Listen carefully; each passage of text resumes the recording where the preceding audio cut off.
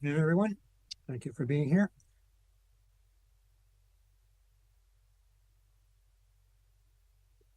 Can I get Councillor Vandenberg and Councillor Gillis to move the motions? I move that Sarnia City Council moved into closed session pursuant to sections 239, 2B, D, E, and F of the Municipal Act to consider the following matters. Appointment to the Lambton Seniors Advisory Committee, the Chief Administrative Officer review process, and to receive information regarding a contract performance matter. All in favor? We'll see you in 30 seconds. Thank you.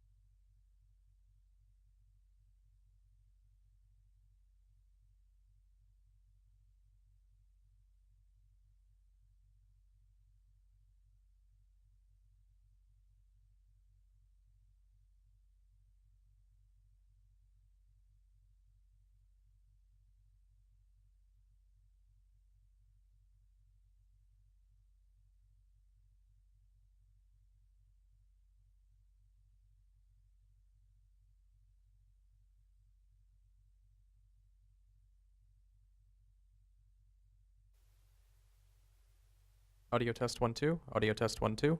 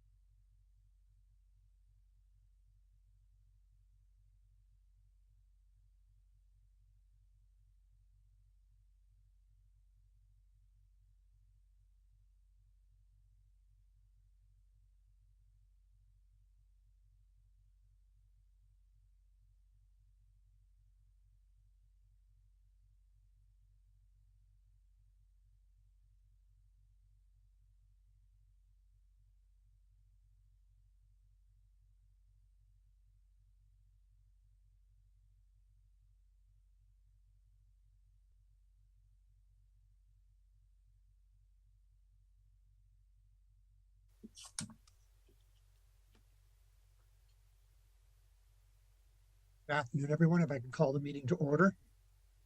I will commence by reading the territory acknowledgement. In the spirit of peace and friendship, we honor the Nishpek of the Three Fires Confederacy, on whose traditional territory we are gathered. The city of Sarnia has resolved to implement the United Nations Declaration on the Rights of Indigenous People. And with that, I will now ask you, if you can, stand for O Canada, and then for a moment of silent reflection.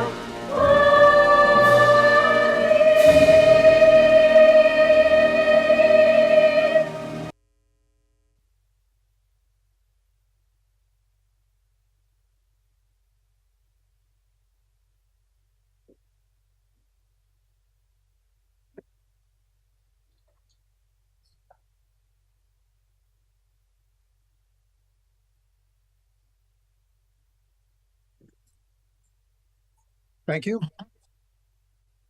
Councillor Vandenberg, can you move the closed meeting? That's Sarnia City Council rise and report. I report to you that we appointed 3 people to the Lambton Seniors Advisory Committee. I report to you that we provided direction to staff on the Chief Administrative Officer's review process.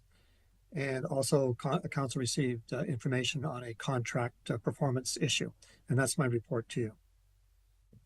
That Sarnia City Council adopt the report of the closed meeting. All in favor? That's unanimous. I also will note that Councillor Dennis declared a conflict on the Chief Administrator review for the public record. And then moving forward, are there any other disclosures of conflict of interest? Not seeing any. So with that, we will go to the public meeting that is scheduled, a planning hearing, and that's related to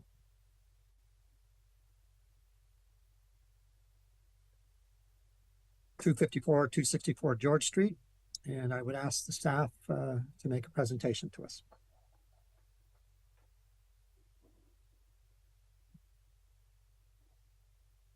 Good afternoon, Your Worship, councillors, city management team, staff, and other attendees. What is before council today is an application to amend the site-specific local commercial zone for 254 to 264 George Street to add alkaline hydrolysis as an additional permitted use to the existing funeral home on the property. The zoning bylaw defines a funeral home as a building or structure designed for the purpose of furnishing funeral supplies and services to the public, and include facilities intended for the preparation of the dead human body for interment or cremation, and may include a chapel for funeral purposes. So while a funeral home is a permitted use for the subject site, by definition, it only permits the preparation of a deceased human body for interment or cremation and excludes its final disposition. In this case, the applicant proposes to amend the zoning bylaw by adding the final disposition of a deceased body by alkaline hydrolysis as a permitted use to the subject site. The proposed alkaline hydrolysis facility will be operated within the existing building footprint. The subject site is located on the north side of George Street between College Avenue North and Forsyth Street North. It has frontages on George Street, College Avenue North, and Forsyth Street North. The property is currently developed with a two-story building initially used as a residential property, but which has since been operating as a funeral home since prior to 1966. This use is recognized by the site-specific local commercial zone. The Bereavement Authority of Ontario, the BAO, has responsibility for administering the Funeral, Burial and Cremation Services Act of 2002. The BAO defines alkaline hydrolysis as an alternate disposition of remains, which is a chemical process that uses a heated solution of water and potassium hydroxide or sodium hydroxide under pressure and agitation to reduce a body to components of liquid and bone.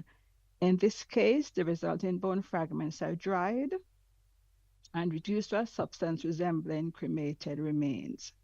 Hydrolysis chambers licensed by the BAO are required to be equipped with a system to prevent any operation of the chamber below the minimum parameters for at least 3 hours. The applicant has completed the backflow prevention survey, and based on that survey, backflow prevention device will be required. The alkaline hydrolysis process will result in the discharge of processed wastewater to the municipal system. The applicant has provided technical information and studies from other similar systems and an overview of their proposed systems. Engineering staff have reviewed this preliminary information and have no concern. However, site-specific details for this use will be addressed at the sewer use bylaw permit stage. The BAO has established specific criteria for the operation of hydrolysis facilities relating to the implementation and maintenance of safety and emergency facilities. The facility design requirements include consideration relating to the location of the hydrolysis chamber, ventilation of the chamber, and servicing of the facility. These matters in relation to the proposal will be confirmed at the sewer bylaw permit stage. So in conclusion, funeral practices for memorialization or otherwise dealing with the physicality of the dead have been changed over time in relation to when new technologies have been developed and new practices have been started. Options for memorializations are an important component of a complete community and can be supported in local neighborhoods. The proposed alkaline hydrolysis use does not conflict with the policies of the official plan and can be appropriately added to the as a permitted use to the existing funeral home and chapel on the subject site. Alkaline hydrolysis is recognized, as I said, by the BAO and is already permitted by other municipalities such as Clarington, Ann Pryor, and Strathroy, Caradoc. Staff have reviewed the application within the context of the PPS, the county official plan, the local official plan, and have determined that the proposed use is acceptable and is therefore recommended for approval. Thank you. Thank you. Thank you, Ms. Grant. Are there any questions? Councillor Burrow, Councillor Kilner, and Councillor Gillis. Yes, thank you, Your Worship. My just general question is, does any of the effluent that goes into the sewer system, does that actually touch the remains, or is it just used as sort of an exterior method somehow? I'm not familiar with this process of, and I would like to know whether the discharge actually touches their remains. As I understand it, Councillor, through your worship, the process will result in liquefied remains, and that remains would be devoid of any DRA or any human component. Okay, so then the answer to my question is that the effluent does not have any human parts in it. That is correct. Yes, that is correct. Thank you. I've got Councillor Gillis and then Councillor Kilmer. I think it was in reverse order, Your Worship. Well, today it's not. I'm going back. Today Go is ahead, okay. Councillor Gillis. All right, thank you. Yes, and thank you, Miss Grant, for your very extensive report. Found it very interesting. And like Councillor Burrell, I'm not familiar with this particular application usage within retirement facilities. However, you mentioned that Strathroy-Caradoc has been doing this. Could you tell me how long they have been doing this? And has there been any response from the residents around their funeral homes with regard to this? I think my understanding is that Strathroy-Caradoc approved their zoning bylaw in 2020. I'm not aware that there have been concerns or negative impact of the use. But I am hearing that it's fairly well established. So that's 5 years in use. And if there was any problems, I'm sure we would have heard about them by now. So thank you very much. All right. Councillor Kilmer. Thanks, Your Worship. I was simply going to add into the mix that upon my review of this proposal, one of the key figures that many of us would be aware of that asked to be cremated this way was Archbishop Desmond Tutu, who won the 1984 Nobel Peace Prize. So he died in 2021, and it is my understanding, according to a CBC article, you can find it easily by Googling it, that he used this aquamation or alkaline hydrolysis as it's referred to in our documents. So, you know, I think that that alongside what Councillor Gillis has indicated and questioned about Strathroy-Caradoc, it sounds like this has been used for quite a while. So I just wanted to add that into the mix. Okay, well, thank you for that. If I could add, I also heard from outside that there are some people that cannot be cremated because of operations they've had in their lives. So this is an alternative to that, I was told by someone in the industry.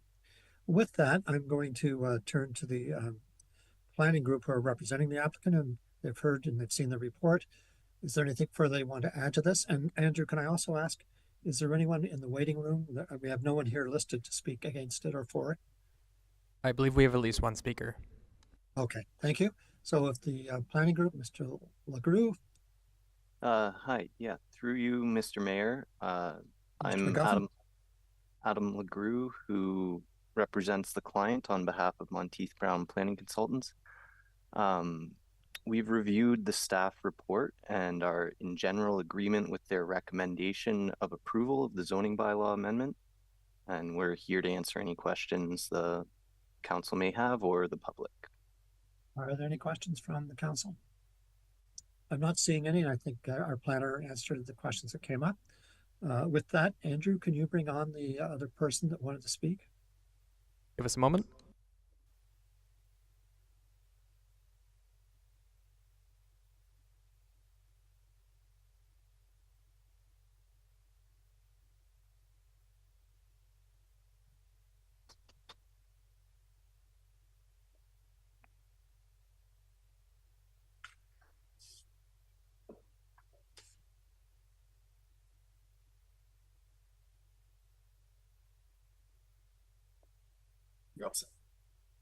Hello. Hi, can you identify yourself and your address for the record, please? I'm Josh Duart. I'm at 162 Napier Street. Okay. And would you go ahead and make your comments? Sure. I'd only have two questions, one from last time and one from this time. And they're both the same. How much did that consultant get paid? And then I asked you that last week and you couldn't answer. I'm sorry, this is not a consultant for the city. This is a consultant that the funeral home is hired to speak on their behalf. Right. But then the one from last week was one that you paid. So how much did you pay him? Because then Sorry, I asked that last week. Can you do me a favor and send me an email and I'll get a response back to you? I mean, would that do anything? Would you even answer the email? Because you often don't. I answer every email, Mr. Duarte. So if you'd like to send that to me, I'm not sure exactly what you're referring to, but if you send that to me, I'll get you an answer as soon as possible. Yeah, right on. That's my questions. Thanks, bud. Okay, thank you. Andrew, just making sure there's no one else on the line there. I believe we have one more. Okay.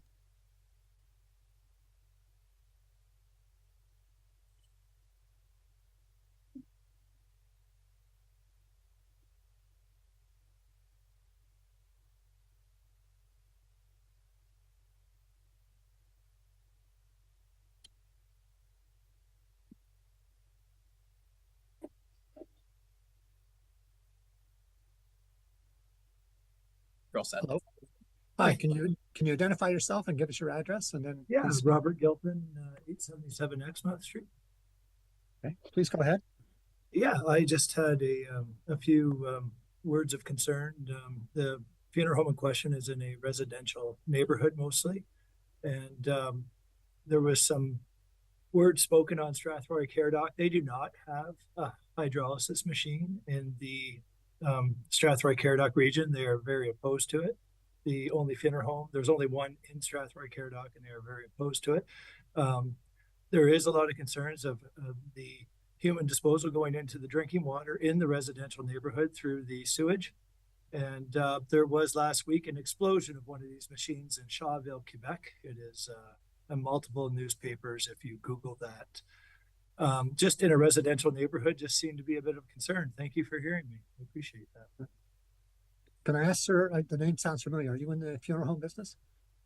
Yes, sir, third generation, but I'm not against or opposed to aquamation. I do want to make that clear, nor am I smearing any of the other funeral homes in the community. I just am sort of in the learning process myself, but I do know that there was an explosion of one of these machines. They are in their infancy as far as our, at least our funeral directors are mostly concerned at our meetings anyway. In Ontario, this is not it's pretty new, and a lot of us are uneducated on it, but there was just happened to be an explosion, and it was quite large, and it was very dangerous, and it would affect any neighbors in the George Street vicinity, Forsyth and College Avenue. It would be a very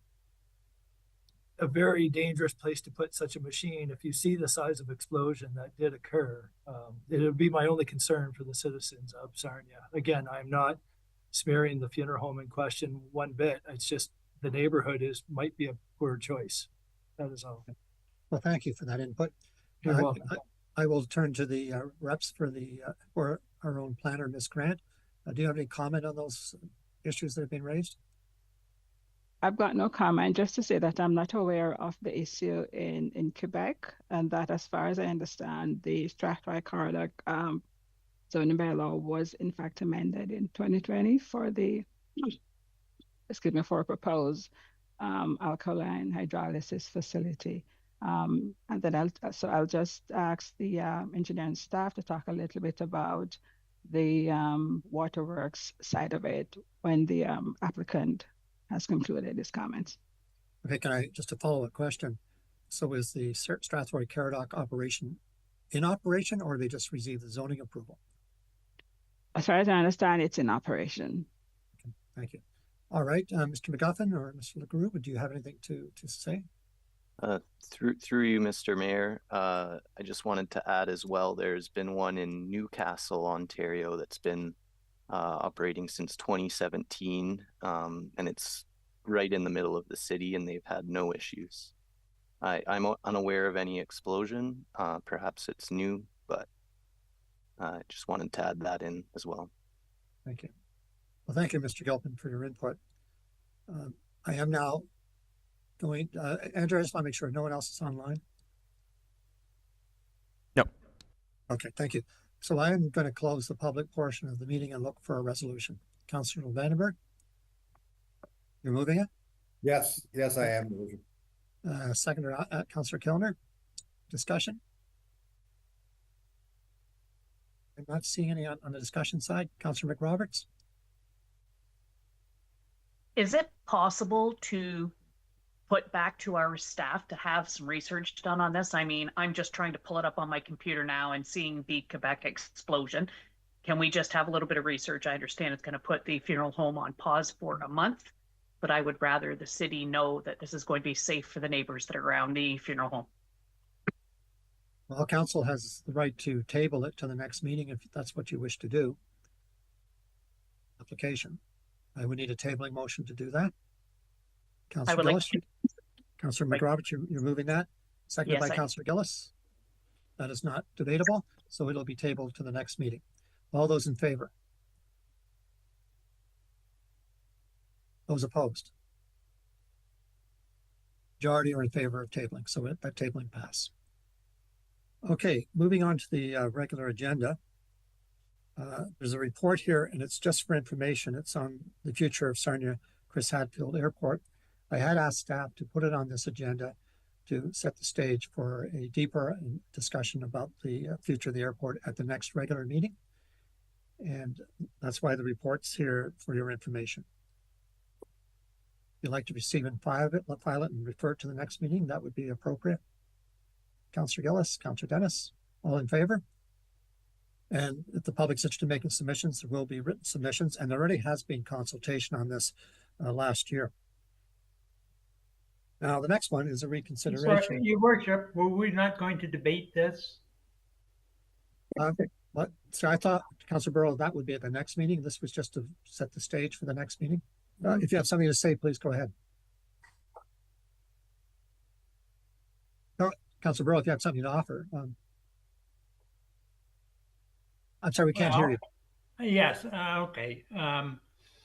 Anyway, I'm interested in finding out what happens with the leases of property after 2027, when in theory the general lease is completed, but there are a number of subleases for many of the operations there. And the question is, who would get that revenue? Would that revenue come to the city, or would it continue with the whoever is on the other side of the lease at this point, which I believe is Huron Aviation, but it may be one of their subsidiary companies or something. Provo, can you answer that question? Yes, certainly. So through your worship, the revenue as it stands currently under the operating agreement goes to Scottsdale Aviation. So that is why this is a discussion around investment or divestment would help inform where that revenue may go into the future. Because at this point, the city is party to several agreements that extend beyond that 2027 timeline, which does mean that the city is the responsible party related to that, where the revenue would be directed beyond that timeline of 2027 for the remainder of that lease term would have to be determined based on the decision around investment or divestment. But what does the actual lease say? That's my question, is what do the leases say? Because there are quite a number of leases, and they would indicate who would get the money. Perhaps, Randy, I was going to say, Randy, do you have any input on that? Through the mayor to council, once council has had the opportunity to debate this and provides direction to staff with respect to investment or divestment, part of legal's review will be reviewing all of the applicable leases, including third-party leases, and we will be able to advise council what ramifications there may be and can advise council where any revenue generated from those leases may go in the future after the expiry of the head lease.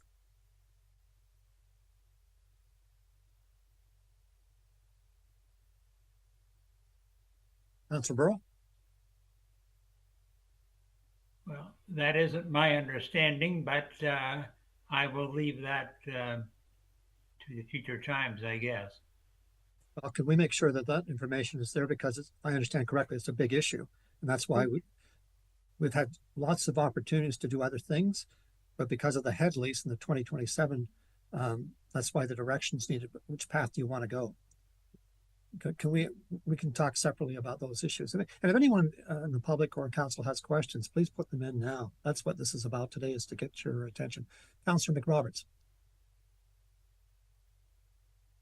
Thank you. Through the chair, is it possible to, and I'm sure Ms. Provost has the answers, but to find out what the setup is in St. Thomas, because I've done some research here and they look like they took an airport that was in the same condition we are and has brought it to something that is running smoothly and successful. So if we could just understand what they're doing and how they got there from here. We have a beautiful asset that just needs some help. So if we can see someone that's similar to us and we can mimic that and make it a success, why would we not? Now, would that be part of the report back to council, like any further information? Ms. Provo and I were on a task force the province set up, and we ended up talking to Tillsonburg and Windsor and Chatham. Can that information be circulated? So through your worship to members of council, certainly we can provide some further commentary on the structure, governance, and funding related to St. Thomas Airport, and anything that may be publicly available in advance of the discussion in February as best as we can. If I have the ability to be able to speak with them as well before that time, I can certainly provide some additional context. Okay, can I add Stratford to the next two? Because it's very comparable. Councillor Dennis, Councillor Gillis. Thank you, Mayor Bradley. Regarding the apparent turnaround of the St. Thomas Airport, I think that could be summed up by two companies, Amazon and Magna. You know, they've got some pretty big wins lately. And I believe there's been some investment in that area. I think Volkswagen has been another one that's invested in that area. So when you get big companies locating in that area like that, that's what follows. That tends to, you know, everything, you know, they say the tide lifts all boats. So that's that. I would be surprised if you didn't find a correlation between those investments and the airport. And that's what we desperately need here. And I'm assuming that if we had that, our airport would be on better ground too. Thank you. Okay, Councillor Gillis. Thank you, Worship. Seeing as we're asking for some further information, would it be possible to get some information regarding an airport commission as a governance vehicle, and to understand fully what that actually means, as opposed, I think it might have been put into the overall master plan. There's a segment regarding that, but I think it needs to be pulled out in a report that will come to us and be part of the discussion on February the 10th. Okay, that's good. Thank you. Anyone that does have questions like that, please put them forward, you know, to Ms. Provo or to the clerk. Now, Madam Clerk, do we need to receive and file this, or just to move forward because we're going to deal with it in substance in February? I'd recommend that you just ask for a motion on the recommendation that's going to define the process for moving forward with the decision making. Yeah. Well, there are two paths to find you, so if we just move that forward. Councillor Gillis, Councillor Kilner. Okay, thank you. All in favor? And again, I just remind you, have questions, please get them ready, because this is a big decision for council and for the community. Moving on to council looked at a downtown committee. There's been some feedback on that. Looking for direction. Do you wish to proceed? And if you don't, then I'll need a motion of reconsideration. Councillor Vandenberg, Councillor McRoberts. My motion would be that number 2, that we reconsider our decision regarding the establishment of a downtown committee, given the materials that we've been provided with. And I'd like to point out too, the letter from the Councillor, sorry, on a reconsideration, I can only call the question, then we can. Okay, so you're moving it, Councillor McRoberts, you're seconding? Yes. Okay. So let me call the reconsideration question. All those in favor? Councillor Dennis, McRoberts, Boucher, myself, Kilner, Councillor Vandenberg, and opposed? Councillor Burrow. So the reconsideration passes. And Madam Clerk, I turn to you again would this would just come regularly to the next meeting then, or the committee would just stand? If council wants to debate the matter today, we need a 2/3 vote to waive the rules to discuss the matter at this meeting. And then council could introduce the motion not to proceed with the establishment of the downtown committee. So 2 additional motions would be required to deal with it today. Okay, can I get a motion to deal with it today? Councillor Vandenberg, Councillor Dennis is seconding. I'm not seeing any other hands. So that means council this is to debate it today since we're up and running. So I got Councillor Vandenberg, Councillor Kilner, Councillor McRoberts, Councillor Dennis. I think I've got a majority there. All those in favor of reconsidering? It's everyone except Councillor Burrell. And so the reconsideration passes. So now to the clerk, the next step is to give direction, correct? The next step would be to introduce a motion not to proceed with the establishment of the downtown committee. Councillor Vandenberg, I go back to you. That's where you were going. Okay. Seconder, Councillor Dennis. Okay, sure. Discussion. Councillor Vandenberg, you want to start? And I'll go to Councillor Burrell. Yes, thank you, Your Worship. The materials that were provided from the group, the Downtown Business Collective of Sarnia Lambton is persuasive. And then the other thing that I just wanted to add, in the letter from the Chamber of Commerce, from Kerry McEachran, the bottom paragraph on the page 75, the last paragraph, considering the inclusion of mandatory consultation with businesses operating within the impacted community planning area. So basically the gist of the letter was when we were looking at maybe making that parking lot into a County of Lambton building, there was little or no dialogue with the business community at that time, and that's something that Ms. McEachran is asking about. So those would be my comments for that. Okay, well, thank you, Councillor Vandenberg. I'm going to, I got Councillor Burrell, then Councillor Dennis, and Councillor Gillis. Councillor Burrell. Thank you, Your Worship. In case nobody noticed, I was the one that brought this forward 2 or 3 times. The staff have been fighting me all the way through. They bring all this stuff forward. They have never once contacted me with regards to any of this stuff. I have talked to several people in the downtown who are interested in the city committee. I've even corresponded with this committee, and from what the information I got back from them, they were not hostile at all at that point. But they never said anything to me. Our city staff have tried to bury this from day one. It, to me, is something that is needed. And I'm going to be 100% honest. Whenever I've noticed over the last 20-some years or more, when the Chamber of Commerce gets involved with downtown, there's problems because they have different orientations. And I'm going to be honest about that. There used to be a BIA downtown, but they got dissolved when there was assignment of how there used to be many years ago 2 different types of taxes. You paid property tax and you paid business tax, but that was and by using that formula, it was easy to deal with businesses. The trouble is now is all the taxes are paid in one tax. And so that if you are a tenant in a building, you don't pay tax directly. You pay your rent to the building owner, and the building owner pays the taxes. So it is very difficult to set up things like BIAs and things like that in these areas because there is no direct attachment to the businesses.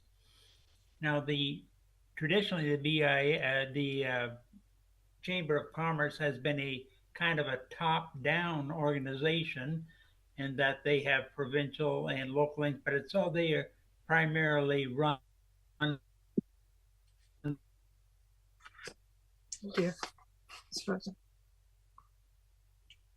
by the executive, mostly little from the bottom up.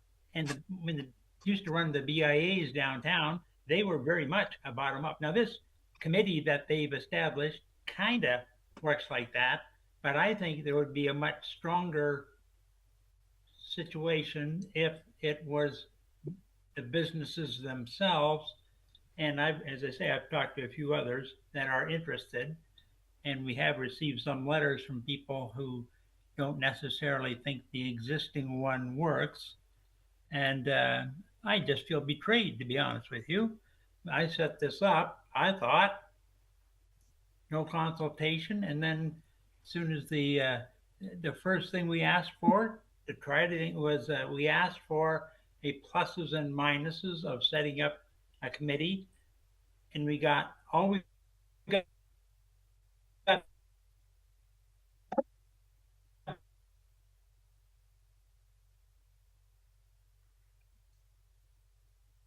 Comparator what's going on in the Mitten Village, and they seem to work out very well. They are not,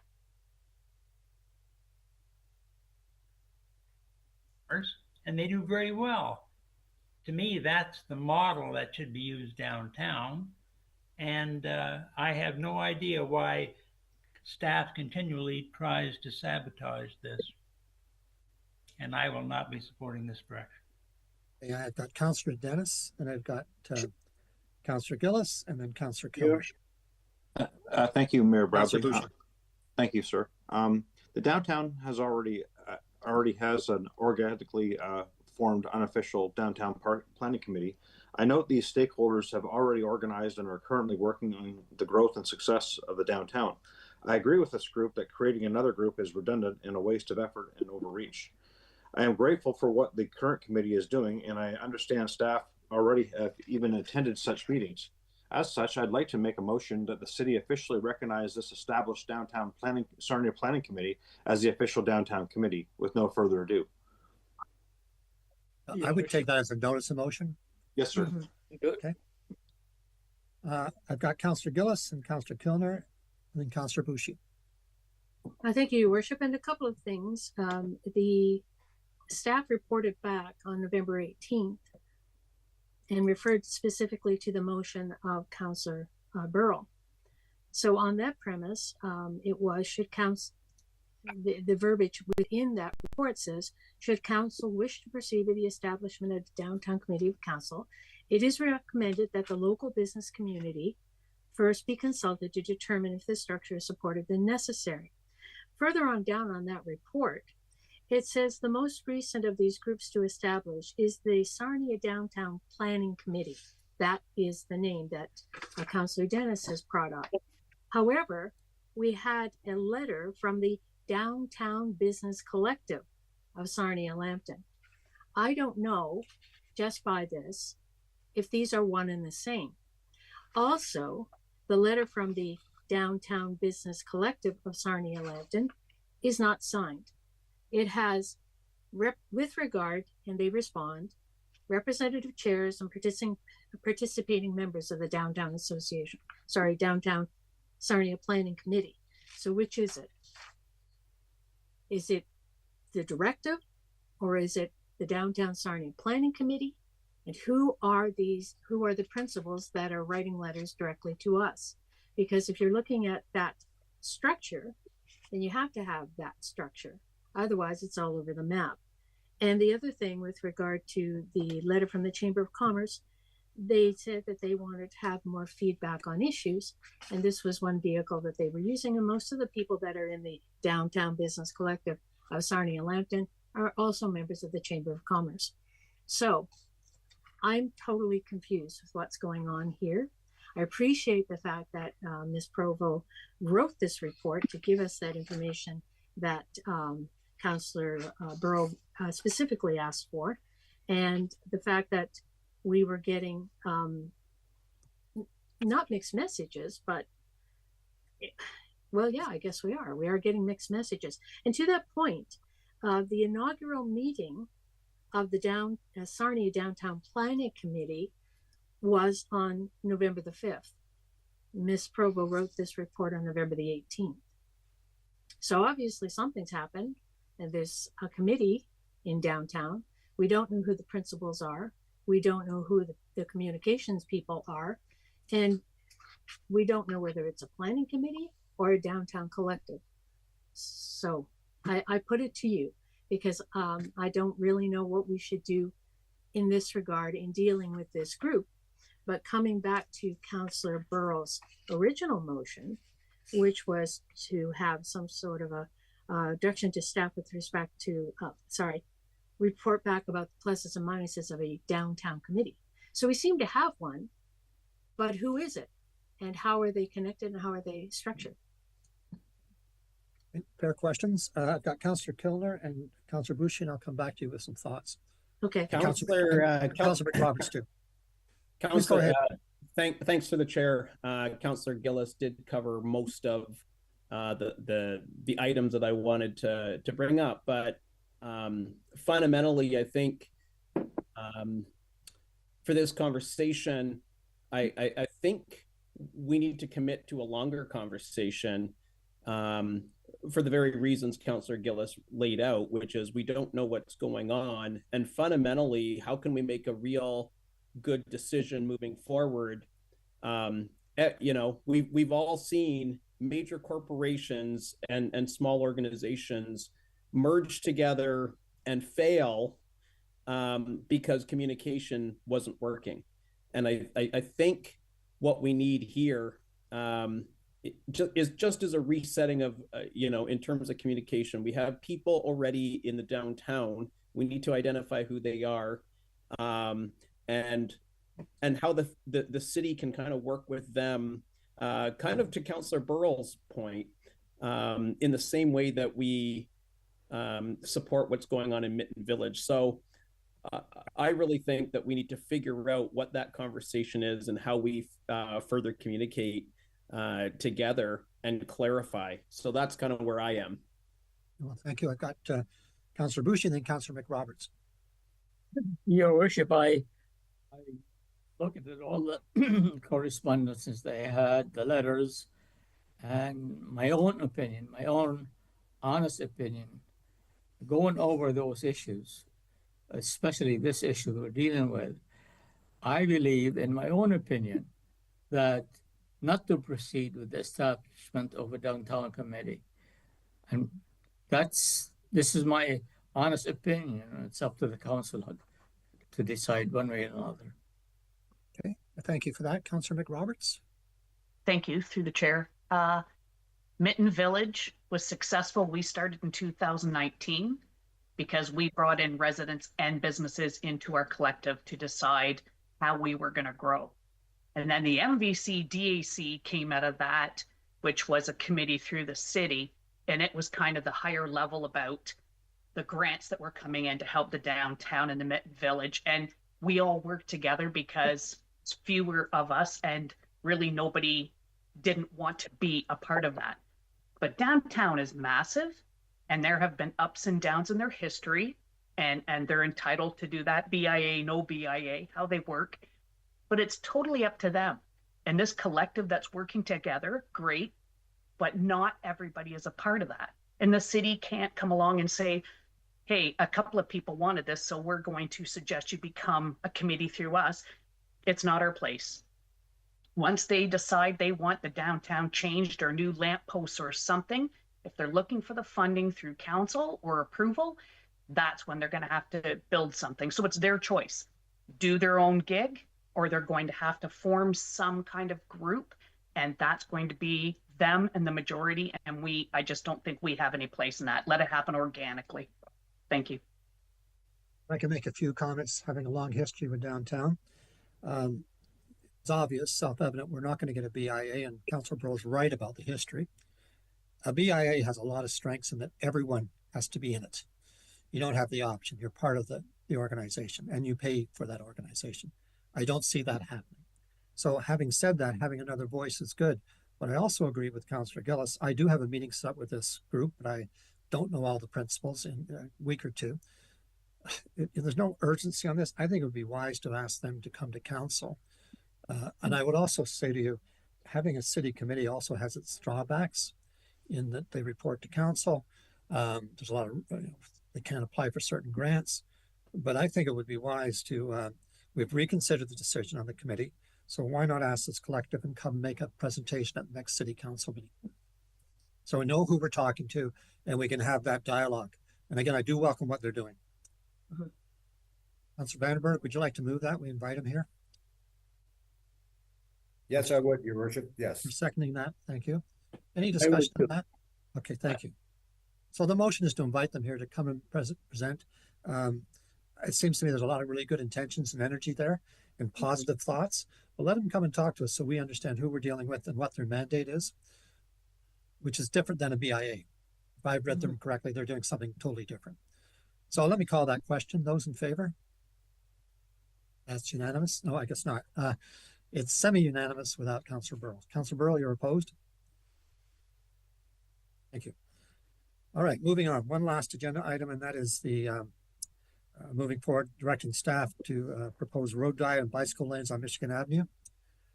Looking for a motion, Councillor Gillis, the seconder, Councillor Kellner, discussion, Councillor McRoberts.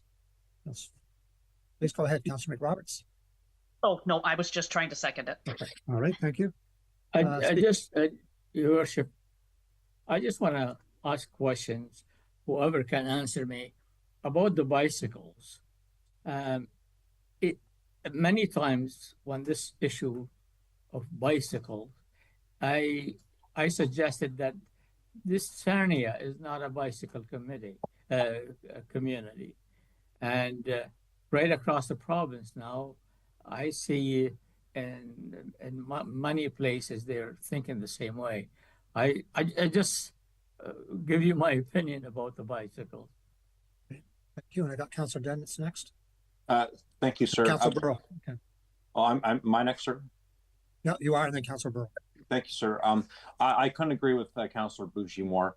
As a matter of fact, this sort of thing has been shoved down our throats for the last few years. What I mean by that is the vast majority of Sarnians I talk to or communicate with me are against these. They think it's a waste of money. They think it's a war on the car. And it seems like it's driven by a bunch of very, very vocal special interests, insiders, groups that have an agenda. People in Sarnia don't want this stuff, and it's being pushed. It just seems like people don't want Sarnia to turn into Europe, and it's just everyday hardworking Sarnians that have lived here for years. They don't want this stuff. They just don't like it. They don't want it when it was put in on Colburn Road, when it was put in on Cathcart. Very few people use this. Even when the weather's nice, they don't use it. And they resent the fact that their park is being taken away. They just don't want it, and I'm not supporting it. They just don't. And I know people have good intentions, but you're reading the room wrong, guys. They just don't want this stuff. I got Councillor Kellner, then Councillor Burrell, Councillor Kellner, and Councillor McRoberts. I will be overwhelmingly supporting this. For the very opposite reasons of the previous statements. Every Canada Day, the last few years, we've gotten reports from New Sarnia that our bicycle lanes are used more and more. My backyard has a freshly paved Sarnia sidewalk that has made Confederation Street so incredibly safe for families to use. I used to see 5 people perhaps in a week go by. Now I see, especially in the summer, 60 or 70 people go by, and they don't have to use where my church is on Rosedale over near Colburn Road. Suddenly that area and the area around the church I grew up in, Grace United, traffic is so slowed down. We had a demonstration about half a year ago by Dr. Robert Dickinson about just what happens when accidents happen at 30, 50, and 100 kilometers an hour, or whatever it was, and the fatality rate.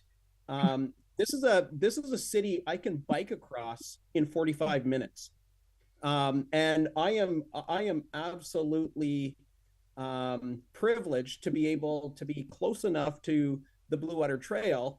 In the summer, I can bike to my church from the south end of the city without having to navigate traffic. When I have to go to the Muffler Man and take my car in. When I'm driving on, when I'm biking home from Exmouth, I am afraid on our streets. This should be a safe city, and safety should be a choice that we have. This is not a war on the car. This is a choice about safety, about civility, about caring for your neighbor, about caring for residents who live here. This is not a war on the car. That's, your worship, like, we are trying to create a city for people who do not own cars, as well as people who have cars. Thank you. I've got Councillor McRoberts and Councillor Dennis again. And then, sorry, Councillor Burrow, you're first. You were skipped over there. I've got you and Councillor McRoberts and Councillor Dennis again, and Councillor Gillis. Thank you, Your Worship. The trouble with this bicycle thing, to me, it should be run like all other services we have. It should be based upon demand. If a number of people want to play pickleball, then we should set up a pickleball area where they can do that. If there was enough demand to have all these bicycle lanes, more power to them. But the fact is, there is relatively speaking, there is very little use of the bicycle lanes. And it even creates a problem, an additional problem, when we put them in, because, for example, and I just sent this not long ago, I had a complaint about the new lights we have, pardon me, on Errol and Indian, and I think it's Cathcart and Murphy, that we have bicycle lanes up to them, but with those new lights, they don't change unless a car comes. When you're going, well, for example, on the Errol Road, if you're going across Indian, the light is normally green on the north-south Indian. If you come up with a car, then that's fine. The weight of the car will eventually change the lights. But that doesn't happen with bicycles. And so a bicycle comes up to those lights, the light doesn't change. So they have a choice. They can get off it and walk across like a pedestrian, or they can break the law and run the light on their bicycle. That's the only two choices they have.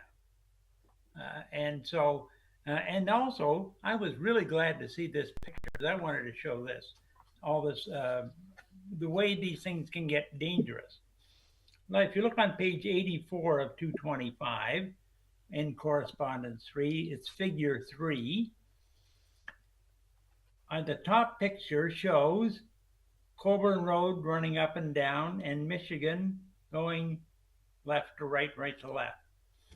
But if you look, there's a bicycle lane on Michigan going west.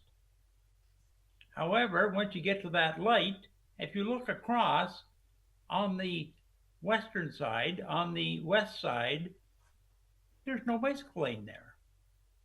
And the reason I noticed that is I don't ride a bicycle, but I noticed that one time I was crossing it there and I realized I had to stop my car because the person who had a bicycle, who was actually a little bit ahead of me, had nowhere to go.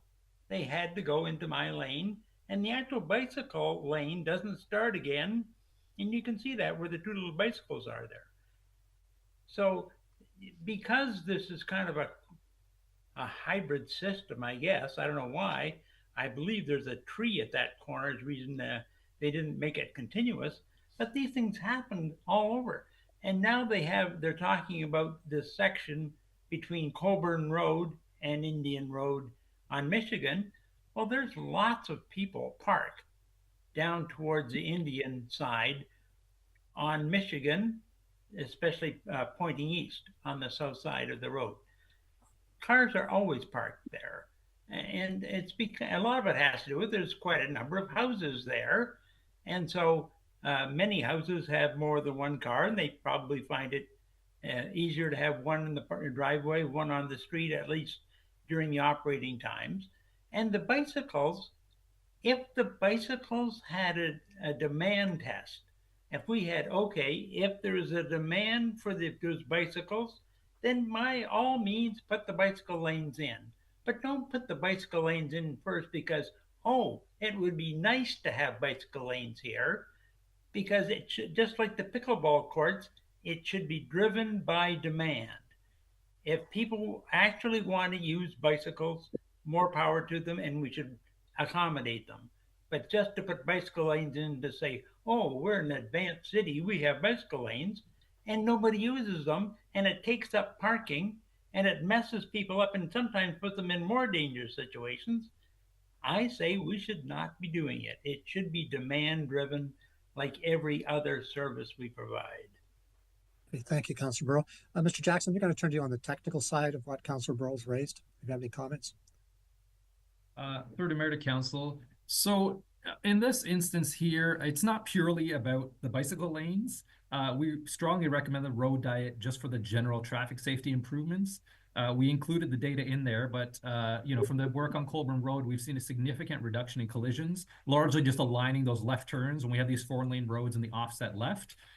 So we would recommend the road diet regardless of the bike lanes or not. And then having the road diet does allow us that opportunity to add the bike lanes. We are, again, generally adding those as an option for people. Again, we're not trying to negatively impact vehicle traffic. Flow on Colburn Road is good. It makes it safer having the 3 lanes. And so it is just another alternative for people to use. There's sidewalks there and there is the bike lanes.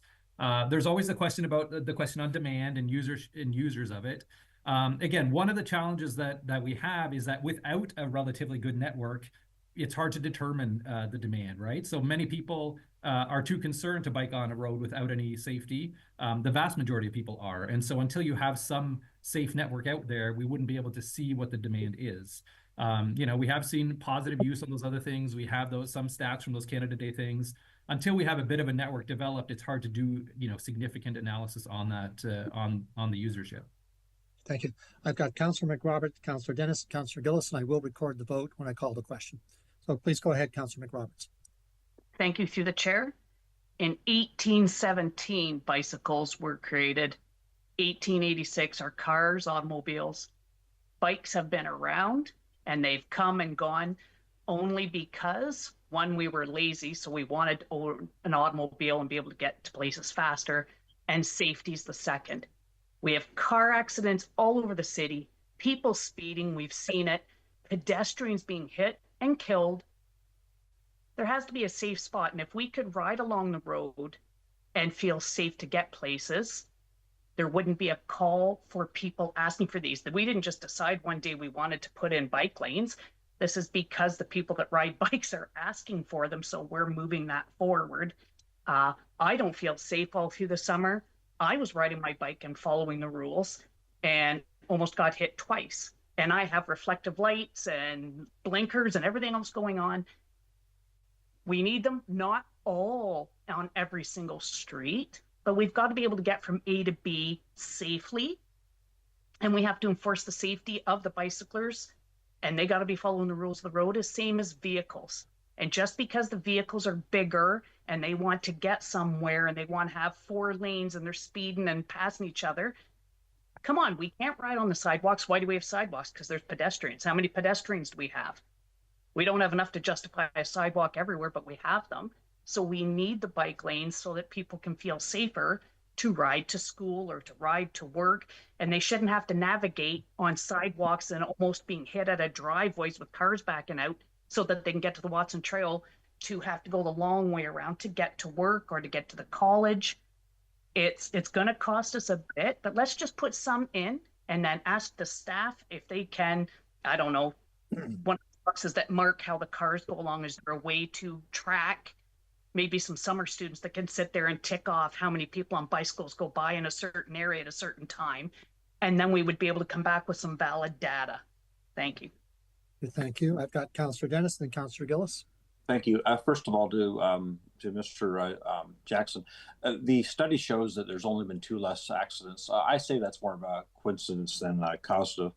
Secondly, to my friend Councillor Kilner, he mentioned a local group that promotes bike usage. That's one of the special interest groups, the well-funded insiders that are promoting bike usage. And the fact of the matter is this wasn't initiated because of safety. It was part of the radical green agenda that is promoting bike lanes. What people in Sarnia don't like, they don't like being talked down to. They don't like being lectured by people that think they're smarter than they are. The fact of the matter is they don't want them. They don't want them. They're not being used properly. And the people that do use them are riding $2,000 bicycles. So it's not an everyday common person, for everybody. Yeah, sure. I like to bicycle. Sure, I like to get some exercise. I need it probably more than anybody. But the fact of the matter is you cannot dictate to people what type of transportation they're going to use. I know that our government tries to do that, but the fact of the matter is people have to have choice, and we cannot spend money on the few to shove in the face of the many that do not want this. This is as simple as that. This should have been on the ballot in the last election. It wasn't, and that's why people should be more engaged when they vote, because this, of course, is going to be a big issue in the next election. I can assure you that. Thank you. Okay, I'm going to try to wind this up. I've got Councillor Gillis, I've got Councillor Kilner, and I've got Councillor McRoberts. Then I'm going to call the question. Okay, couple of things. We've got this wonderful economic development report. And one of the things in the economic development report has said that people want more affordability in the community, and they consider that one of our assets. They say that they like the ability, the fact that we have a good park, good trail system, good connectivity. They like the fact that we have what we call an age-friendly community, which is allowing different types of transportation for people. That comes to our sidewalks. People were not using the roadways before we had the bicycle lanes. Were using the sidewalks. And now getting the connectivity that we're trying to build here from our trail system and our road system is we're trying to get people off of those sidewalks onto bicycle lanes. Now, when you say you need some data, there is some data that's being produced.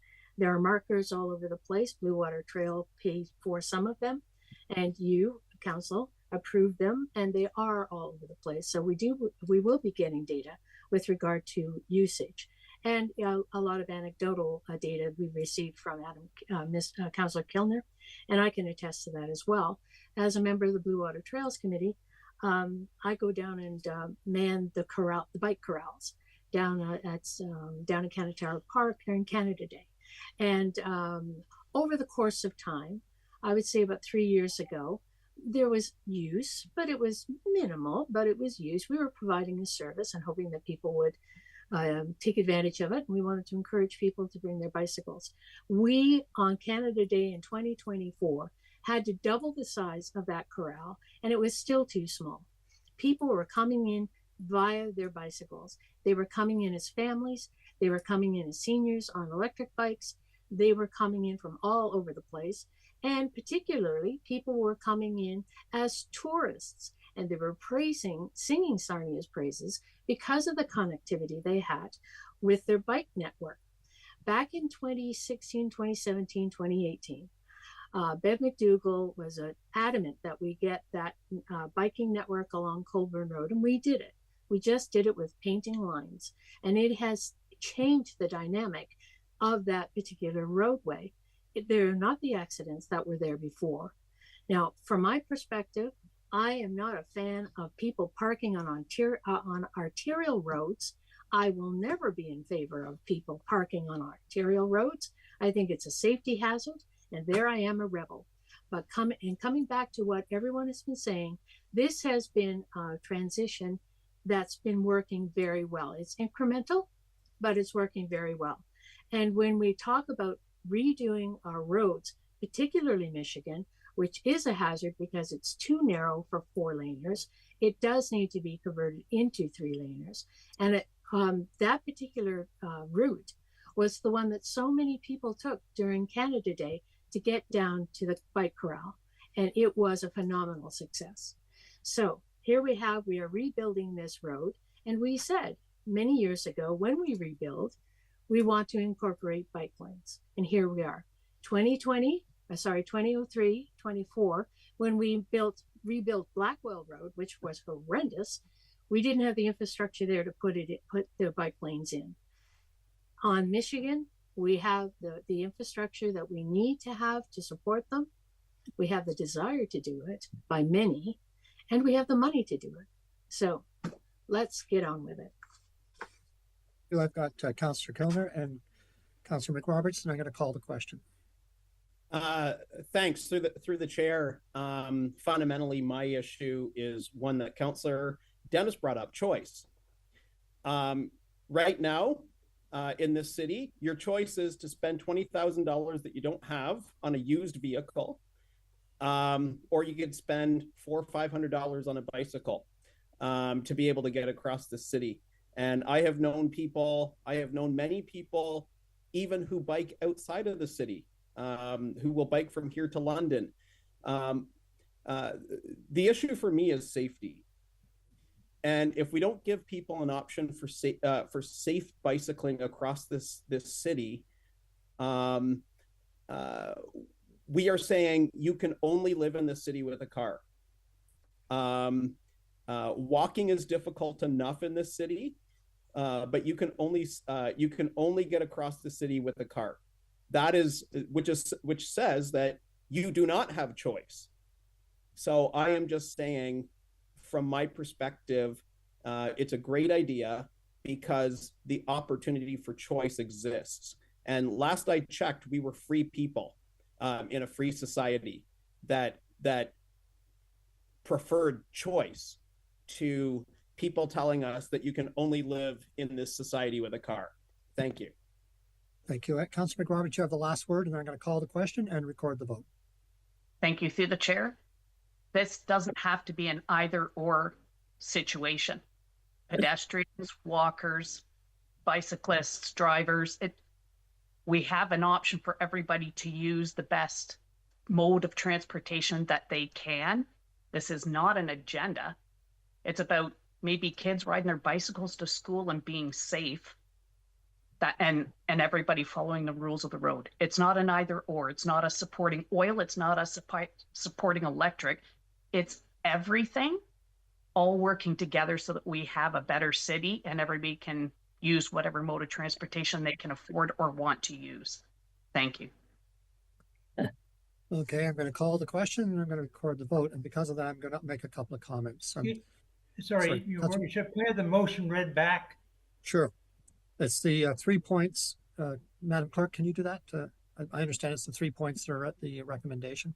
Yeah, it is a recommendation. It's that Sarnia City Council direct staff to proceed with the proposed road diet and bicycle lanes on Michigan Avenue between Colburn Road and Indian Road.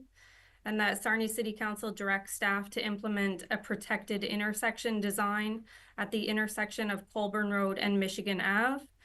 And that Sarnia City Council authorizes city staff to submit this project to the province and authorize the mayor and clerk to sign any associated documentation under Bill 212 if so required. That is the motion. Just a comment or two that we've been on this path, and I think it's a good path. There are many people riding bikes for different reasons. Some of it's very much economic. And the more we can make the community safer, doing it with other work that's in progress anyhow, I think the better off we are as a community. May not happen for 5 or 10 years where you see mass riders, but we're getting there. I look at the Grand Fondo. I look at the huge interest in that group, and I'd be down here with 500 bikers and cyclists in front of this building. So I think we move forward. There's a good chance the province may say no to us, given their philosophy, but I think we need to keep on bringing about an integrated transportation system for everyone in this community. So with that, I'll call the question and say all those in favor of the motion. Councillor Kilner, Councillor Vandenberg, Councillor McRoberts, Councillor Gillis. Those opposed? Councillor Dennis, Councillor Bouchy, and Councillor Burrow. So just help me here on the count there. We don't have Councillor White is absent. Mm-hmm.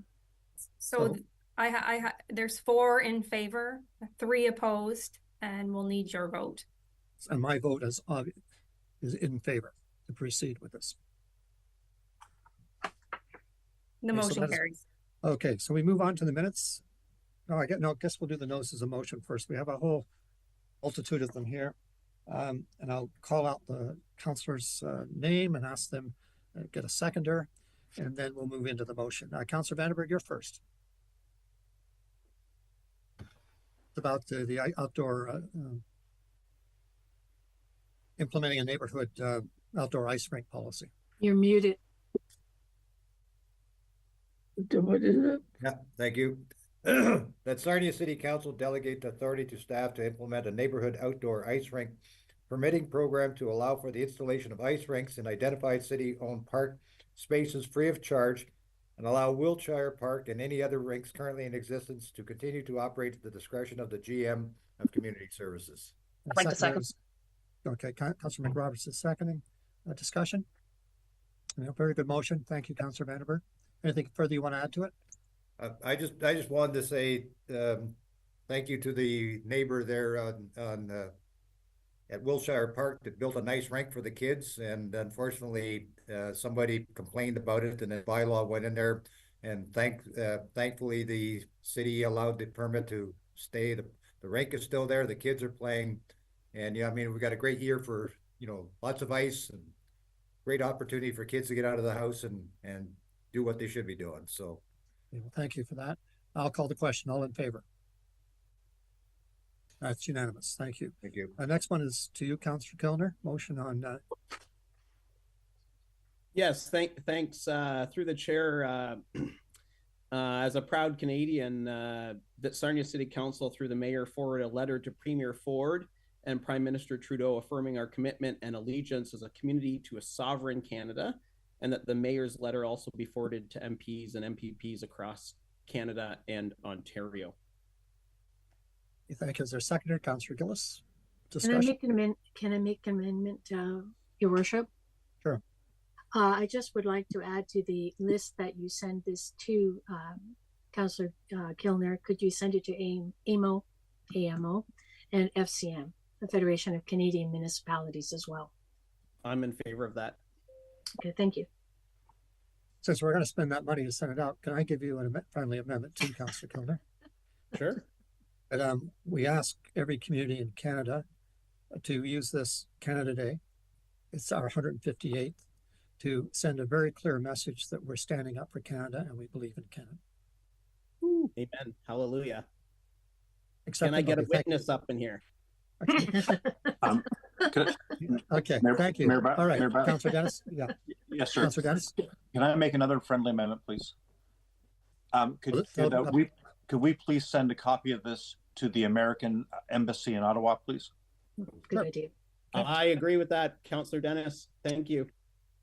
All right, and I am also working with the Board of Mayors group nationally and locally in Ontario, and I'll make sure they know about this too. All right, all those in favor? That's unanimous. Thank you.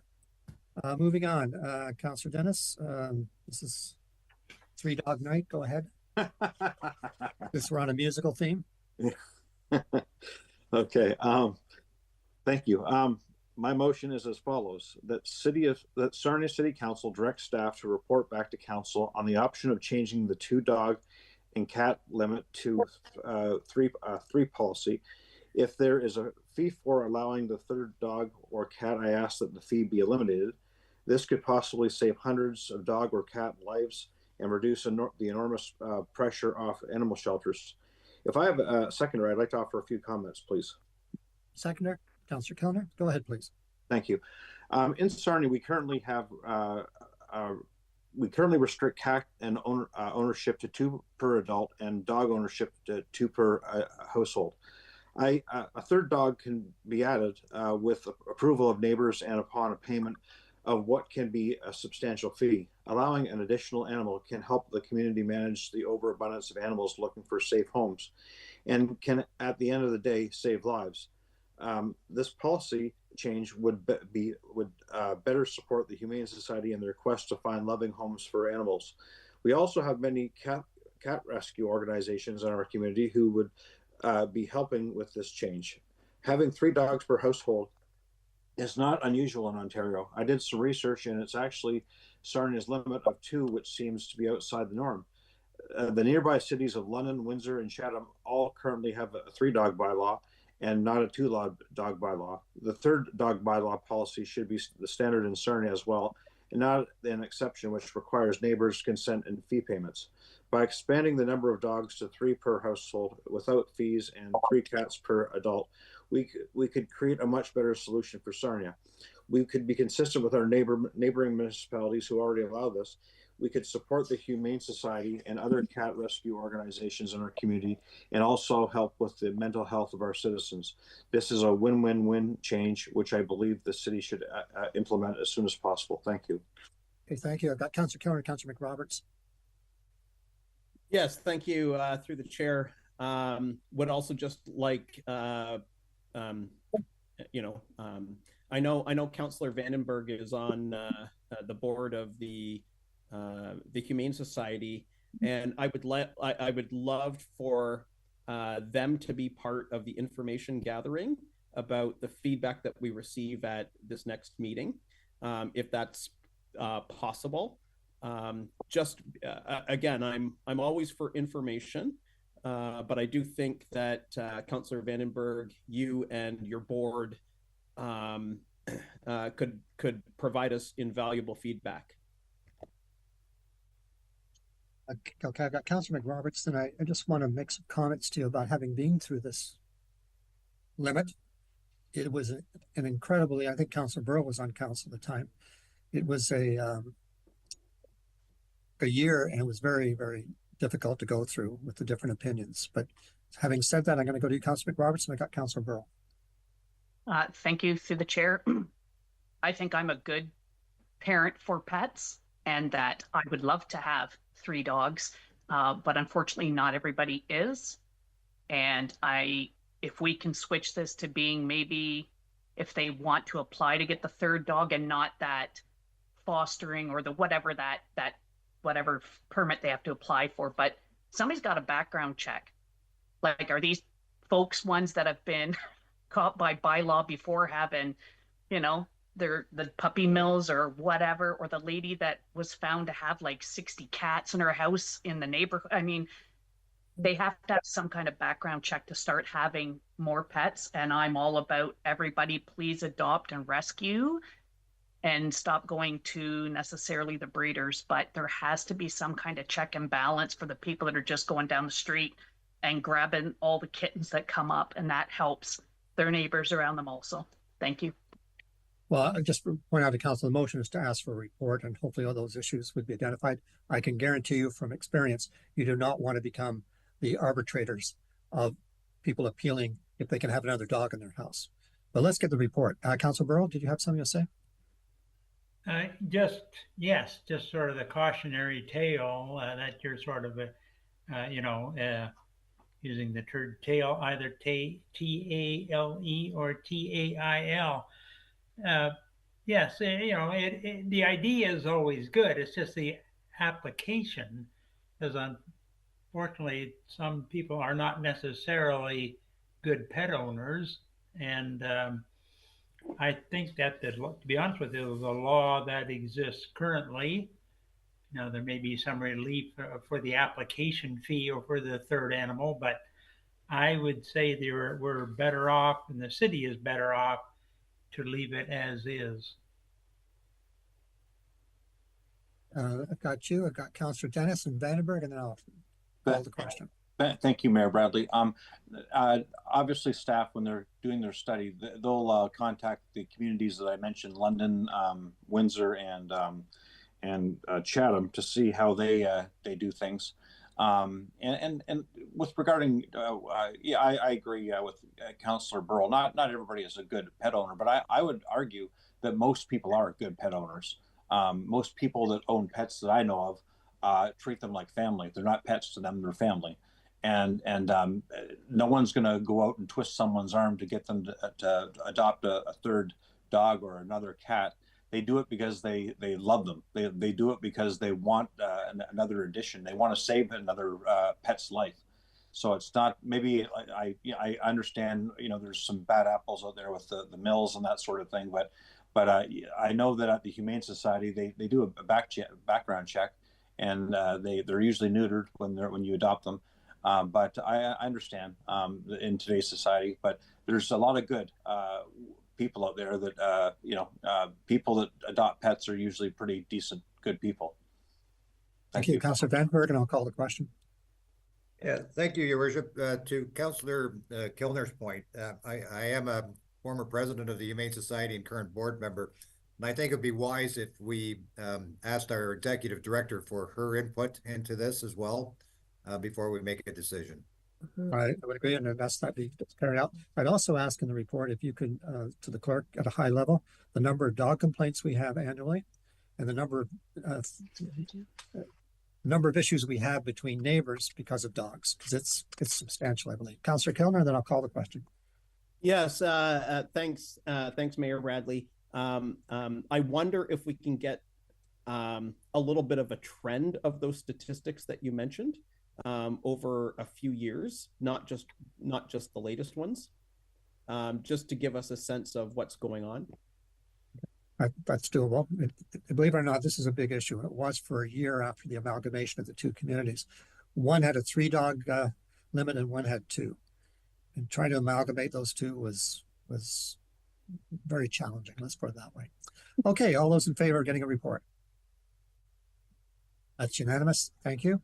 And now moving on, Councillor Dennis, you have another motion on encampments, and then I'll go to you, Councillor McRoberts, for the last one. Okay, thank you very much. My motion is as follows.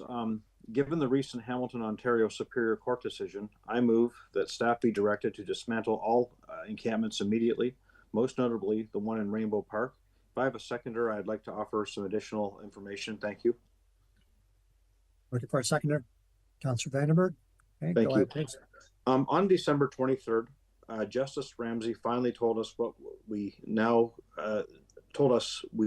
can restore safety to our parks and neighborhoods. We can also finally stop spending literally millions of taxpayers' money on accommodating illegal activities. This is what we've been asking to do for a year. The judge in this case stated, and I quote, "The most vulnerable includes not only the homeless, but also the elderly person and the child who want to use the sidewalk or a city park without tiptoeing around used needles and human feces." This is music to my ears and has been my goal for a long time. The judge noted that there is a false narrative out there that encampments are a safe alternative form of housing, and they are not. The judge stated quite simply that encampments are lawless, dangerous, and unsanitary. He also quoted the Toronto versus Black case, which I quoted in council almost a year ago, which found a Toronto encampment was not in the public interest. Based on this new Hamilton ruling, there is no longer the fear of a lawsuit to be used as a weapon against us or to be used as an excuse for inaction. We now have zero excuses to allow the lawlessness to continue to terrorize neighbors. The judge ruled that tents can not be in the park in the daytime at all and only can be temporary at nighttime if shelter spaces don't exist. After reading the full decision, I'd like to point out that the judge wasn't even firm on overnight. He said the municipality may be in breach for overnight evictions if the key word is used is may. The judge also stated that it is, and I quote, impossible to try to ensure shelters are low barrier. When did drug use become accommodated? The Sarnia Observer on January 6 reported 12 people living in Rainbow Park encampment currently. The county reported to us Friday that the shelters are not currently full. So I would state that even overnight tents are not allowed. Permanently structures and tents are simply not allowed given all the material goods that must be removed by the park by 7 a.m. This requirement alone will deter even the overnight sleeping as it imposes an inconvenience to move all goods first thing in the morning. People will ask where they will go. They can go to a shelter. They can go to River City. They can go to the inn, to the Haven, to family or friends. They can go to another city who don't have these neighborhood safety rules. They can go where about 200 of them have already went to who have left the park. The bottom line is this is about neighbors' rights, and we have now been confirmed by a judge, and the neighbors will finally be able to get their lives back. And it's just a shame that it took so long. In addition to Rainbow Park, we can now legally clear I also implore the city to immediately clear the London Line encampments. I have been contacted by several businesses on London Line about encampments in the bush area, primarily across from the Sarnia girls soccer fields and extending further back. These residents and businesses endure daily crime and horrifying behavior. I have over 50 pictures of these encampments, and the images are horrible. I am asked why they're being allowed to linger for some reason. I am told that they even thought this was not very clearly not permitted by our current policy as a new encampment for some reason. Bylaw was not clearing it. I am told by local residents and businesses that city staff are aware of these encampments but take no action. I am further told that one of these tents includes a known drug dealer whose Facebook name is actually the Fenty Ferry, as expected drug activity transpires daily in addition to allegations of sex trafficking.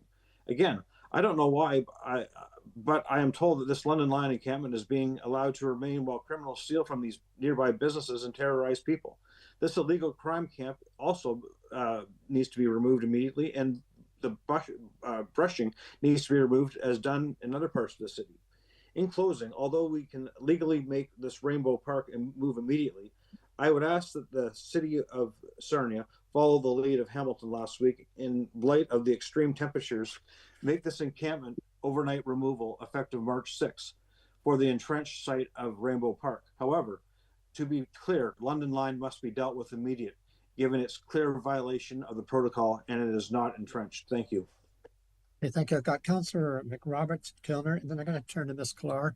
If you can give your legal opinion on the Hamilton decision, and also the difference between municipal property and private property and what they need to do. So let me turn it over to Councillor McRoberts and Councillor Kilner. Thank you through the chair. We all want the folks out of Rainbow Park, but again, and I know I sound like a broken record, you can't force them to go to the shelters, which I've been asking out of the county why we can't make the available shelters 24-hour. And that is not to change the threshold, but to actually, instead of them spending the night and then coming back out into all our public areas during the day and then doing this yo-yo action, we need to have something where we can just say, let's go there and start working on whatever's going on with you. We need to figure out like what's been happening. They're just spreading all over the city. So again, now we've got the worst of the worst. There's 10 tents I went by this morning to count. Those last 10 are the worst of the worst. And yes, I want them out, but we can't direct them to go anywhere. Whose backyard are they going to end up in? Because we're going to start spending money instead of bright lights and everything, that fencing. We're going to pay the police double and bylaw and outreach to keep moving these people out of all of our parks. So if they can't be in the parks, where are they going to be? And for a year, I've been saying, can we not get off the subject and just debate where are we going to direct these people to go? Shelters are great, but if they don't want to go somewhere, where are they really going to end up? And they're going to stay in the south end. There's no doubt in my mind. The police calls and the ambulance and the fire, that hasn't slowed down. We had 69, we're down to 10, and there's still as much action going on in the south end for breaking the law and whatever. Where are they going to go? Like, you can't kick them out of the city. We can't physically pick them up and throw them somewhere else. So we have to decide, how are we going to deal with this? Because I say, if there's no jails for them to go in, because most of them are now down to the people selling drugs, what are we going to do with them? We have to have the police be able to have some power once they arrest them to have a judge actually make these folks serve time. So why are we not creating a letter that says, get the jails in place, and this catch and release is useless, and we're municipalities dealing with issues that we're not capable of doing. So we can sweep them, but again, where are we directing these 10 of the worst to go? Whose backyard are they going to be in next? I've got Councillor Kilner, and I'm going to go to Ms. Clark. There's a number of questions here I would like you to address. Yes, and thanks, thanks, Mayor Bradley. And Councillor Gillis, okay. Yeah, through you to Ms. Kalar. So as far as I understand, we still have decisions that were made for Kingston and for Waterloo before us. I have not seen any further developments recently, and the decisions that were made there were very different than what we saw in Hamilton. So I am very curious as to what that roadmap forward is. Are we exposing ourselves as a city to, further legal challenges? And, we already have a lot of investment in legal expertise these days. So I guess my question is really about how do we weigh those this Hamilton decision alongside the other two? Through the mayor to council, I believe I have notes on all of these questions that were just asked. First, how do we deal with encampments that are located on municipal property? So the first step would be to report that encampment to City of Sarnia bylaw. Bylaw will go out and investigate the area. They may contact the outreach team through the county. They may contact the impact team or Sarnia Police in order to address that. Where there is an encampment located on municipal property, the bylaw team can issue a notice under the Trespass to Property Act to ask that individual to vacate that area within a specified time frame. If there is an encampment located on private property, the owner of that private property has to contact Sarnia Police. Sarnia City bylaw wouldn't have any authority to go and evict anybody on private property. That would have to be done through Sarnia Police, and they should be able to assist in that matter. With respect to the Hamilton decision and my legal opinion, this decision was certainly positive in the sense that it affords municipalities more tools to address encampments located on municipal property. I would just like to echo the statements that Councillor Dennis had earlier with respect to the statements made by Justice Ramsey in that decision. All of those were in favor of municipalities and the options that they have moving forward. We can certainly proceed to issue trespass notices to evict people from encampments during the daytime. The difference with the Hamilton decision is the City of Hamilton did not perform any evictions as night approach or overnight. And so the judge did not undertake a charter analysis to determine whether or not any of those encampment residents' charter rights were violated. If there are encampments on municipal property, we may expose ourselves to risk where we are evicting people overnight. We would still be in a position where we have to demonstrate there is available and accessible shelter space. We do refer people to the County of Lambton, and the county addresses each situation on a case-by-case basis to determine whether they can move somebody in an encampment into an available shelter bed or something else that's available. All of this comes down to that case-by-case analysis. So at this time, we can certainly proceed with issuing trespass notices with respect to daytime camping. If there are no shelter spaces available, we may be in a situation where we're not able to evict overnight or as night approaches. Okay.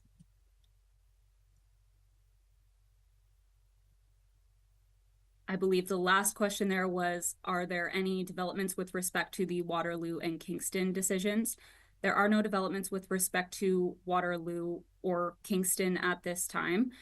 With Kingston, the justice in that case did not comment on whether or not the city could enforce its parks bylaw as it related to daytime camping. It was a gap left in that decision. The Hamilton decision does close that gap and advises municipalities that they can enforce their parks bylaw as relates to daytime camping. We do not have to demonstrate available and accessible shelter space. Okay, so let me ask the question. If this motion passes, what are the next steps?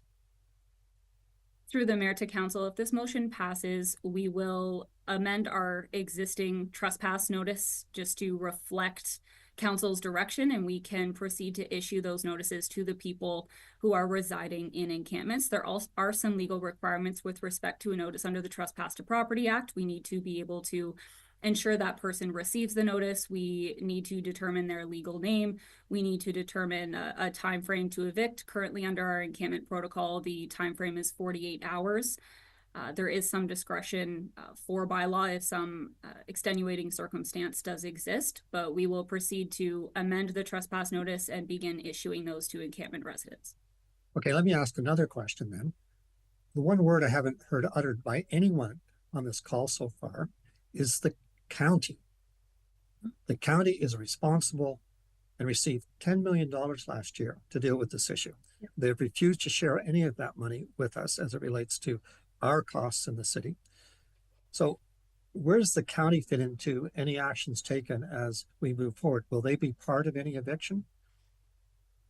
Through the mayor to council, our bylaw team does work with the County of Lambton on a regular basis with respect to evictions and determining available shelter space.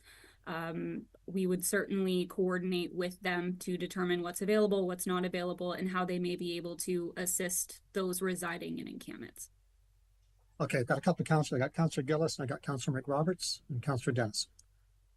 Thank you, Your Worship. And I also wanted to ask you, I have received notification from Councillor White, who had intended on coming to this meeting to speak to the motion, but he is unable, obviously, because he's had surgery on his knee and is having a bit of time now that he is home. He has sent a notification that he asked me to read, and I would ask your permission to do so, but I would do that after I would make my comments, if that is permissible. I'll let you go to speak, but I do say it's unusual. We don't normally, if you're not here, you're not here, and that applies to me too. However, I will let you proceed on both fronts if you'd like to go ahead. Okay, thank you very much.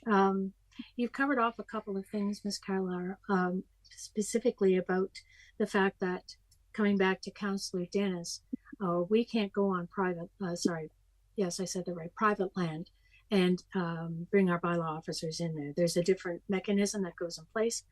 But I do have a question for you, if I may, along with my thoughts. What about public land? What about county land? We don't have any jurisdiction over county land, do we, as a municipality? Or do we? So you may not be able to answer that right away. Let you think about that. But there is county land in the city, and we don't, as far as I know, we don't have any jurisdiction over that. But there is places for people to go on county lands, just to make that public. And also looking at this entire two reports that you made, thank you very much for both of them. One that I particularly caught my eye was the conclusion of the judge. And she writes, the public is generally sympathetic to the homeless, but it tires of seeing its public spaces appropriated by lawless, unsanitary encampments. Now, Councillor McRoberts already said that down at the encampments right now, we have what is known as the worst of the worst. And all of the measures that we took when this first came about was to not have to deal with the worst of the worst.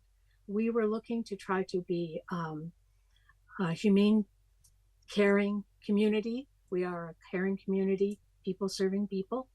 And we were trying to be very, very just in how we brought tools forward, paid for the measures that we paid for to alleviate some of the difficulties that people were having, not only in the encampment, but outside the encampment.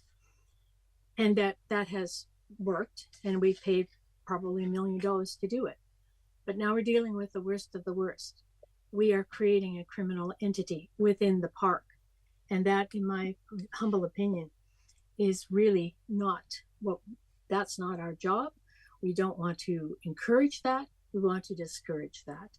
In your report, Ms. Carlar, particularly the one with the county and the numbers, thank you very much for that. But there was a section that it said, the county did say, that they have ability to house people in hotels. Hotels, to me, are low barrier, and therefore that would offset the problem that we have with accessibility. So in my view, I see another problem from the county, and referring back to you, Your Worship, that we have a shelter system that is horrific. The shelter system allows people to stay in whatever they have, and then they let them all over the city. We have a shelter system at Laura Lee, St. Matthews, which is horrendous. And this, to me, is the focus that the county needs to bring to bear, is what kind of a shelter system do we have? How humane is a shelter system when we have people living in tents at minus 20 to 25 degrees? That's not humane. That's not fair. And that comes back to the fact that the public is generally sympathetic to homelessness, but it tires of seeing its public spaces appropriated by lawless, unsanitary conditions. You have given us a March 6th deadline, I think, in your motion, Councillor Dennis? Yes, Councillor Gillis. That's the date that the council in Hamilton gave to as well. So I figured, especially with the weather we're having, I thought it would only be reasonable. So that allows for a reasonable transition. That gives the county the ability to give to make the amends that they have to, which within the hotel system. So we do have that ability, and I think that that low barrier condition, in my view, has been removed. So I'm in favor of your motion, Councillor Dennis, and I also wanted to thank you, Your Worship, for allowing me to read the words of Councillor White. He says, first off, my apologies for missing today's meeting. I did leave the hospital a day early in the hopes that I could get myself better prepared to serve you today, but I'm just not well enough. As we progress through this difficult situation, it is important to note the fluidity of the matter. As a city, we've navigated a social and health crisis that is and always was beyond our jurisdiction or ability to solve. That said, throughout the year, we've attempted to place band-aids on gaping wounds that have affected everyone across the city, but most notably the unhoused and those living or working in close proximity to those who remain without permanent shelter. I commend city staff along with county staff, police, and frontline care workers for consistently going above and beyond to work with a fractured system that has pitted neighbors against neighbors. I truly appreciate your efforts.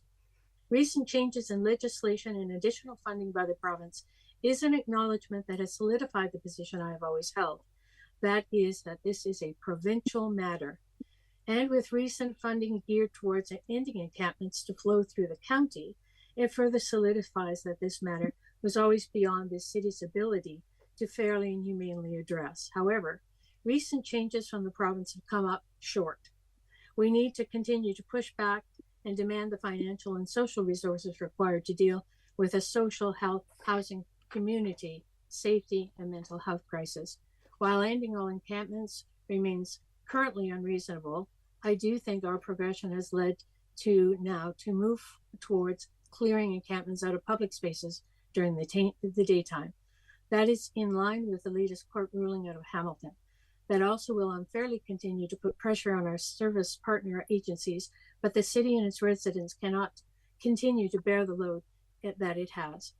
And that pressure needs to continue to be redirected back to the province. I know this has been a slow and very difficult process, but we are making progress. And as we continue forward, let's remember that those of us in Sarnia didn't create the problem. And although we don't all agree on the best path forward, if we continue to show kindness and compassion to each other, our voices will be stronger and will achieve the end result that will best fit. It will never be perfect, but we must continue to try to make it better in all stages of the province. Brian White. So thank you, Your Worship, for allowing that to come forward. Thank you. Councillor Dennis, I'll give you the last word and I'll call the question. I'll record the vote. Thank you, Mayor Bradley. I just Councillor want to... McRoberts, I'll get you too. I'll come to you, Councillor McRoberts, please. Sure. I just want to reiterate, and I don't want them to get lost in the shuffle. The folks on London Line that have come to me, the encampment that they're really concerned with is the one that's adjacent to the girls' soccer field. And I believe that is city-owned property. And those businesses are just being ravaged. In many cases, the same business is getting hit 2 or 3 times in a 2-week period of time. They're pulling their hair out. They're so frustrated. And again, they've called the police. The police have showed. The bylaw is aware of this. And it's like they have their hands well, the residents or the business owners are extremely frustrated. I don't know whether the bylaw has their hands tied behind their back. I know they're good, decent people that want to do their job. Everybody has a boss. Everybody has rules that they have to follow. But those encampments need to be cleared as soon as possible. Like, these are small businesses. There was encampments right behind Global Donuts too as well, and I believe that was city-owned property too. It could have been private property. I don't know. I know that we've been discussing it, but when it comes to the protocol called for encampments not to be within 1,000 meters of a business, and if that's the case, those encampments are clearly in violation of that. So we really should honor our commitments to our own protocols and enforce them. Thank you. Mr. Clerk, can you speak to that issue of have they been in contact with any of these people on London Line? Through the mayor to council, I personally have not been in contact with any of the business owners on London Line.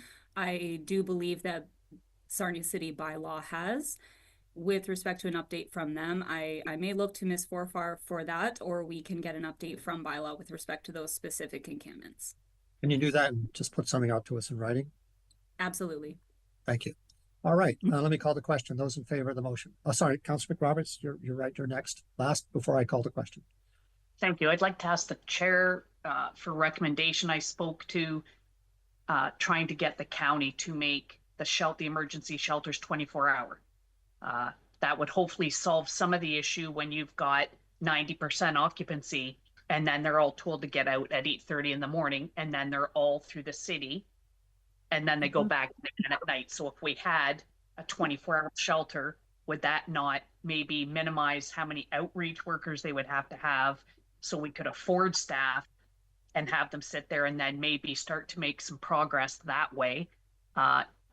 Is that something I asked once and it was no, we've never considered it. So should we just go out there and myself make a motion, or can the city of Sarnia make a letter and recommend it, or at least ask for someone to do a study on that and see what the cost would be? You may recall I raised that to the county because you're quite right. What happens, people are pushed out on the street every day.